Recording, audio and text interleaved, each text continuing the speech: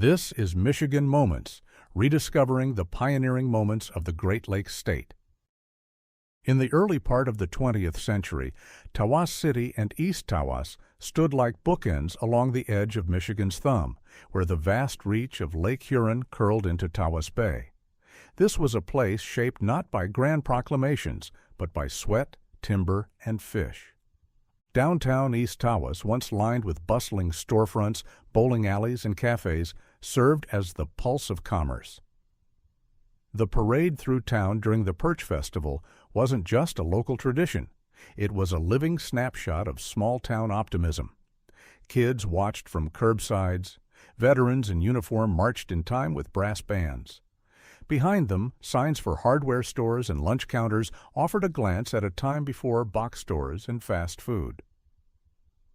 The Barnes Hotel in Tawas City, its sign promising fish, steak, and chicken, offered more than just lodging. It served as a waypoint for traveling salesmen, loggers, and families chasing a breath of lake air.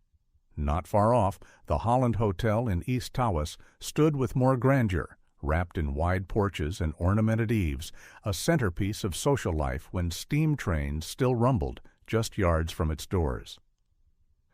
In winter, the ice harvest on Tawas Bay was backbreaking work. Horses pulled sledges loaded with heavy blocks bound for storage houses insulated with sawdust. The men used pikes and hooks, and children watched from the banks, cold noses pressed to wool scarves. Summer brought other rituals. The smelt run drew lantern-lit crowds into the shallow bay, their boots crunching through dark water, dipping nets into silver flashes. The Tawas Point Life-Saving Station was more than just a whitewashed structure with a lookout. Manned by the U.S. Life-Saving Service, precursor to the Coast Guard, the station crew drilled daily, launching surf boats into rough water. When a schooner ran aground or a fisherman vanished in fog, these men were the first, and often only, line of help. Down by the Huron Fish Company dock, boats like the Miss East Tawas unloaded the morning's catch. Whitefish, perch, and smelt filled crates stacked by weathered men in flannel. Nearby, kids fished off pilings while women ran errands downtown. And in the quiet of winter, when snow blanketed Silver Valley, children climbed the toboggan slide and let gravity do the rest. For a few seconds, laughter and wind erased the weight of the world. Today, these images feel distant, but the spirit of Tawas remains.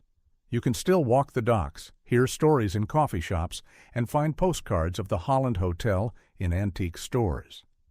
The past never leaves entirely. It just changes form. This has been Michigan Moments, offering bite-sized morsels of Michigan history.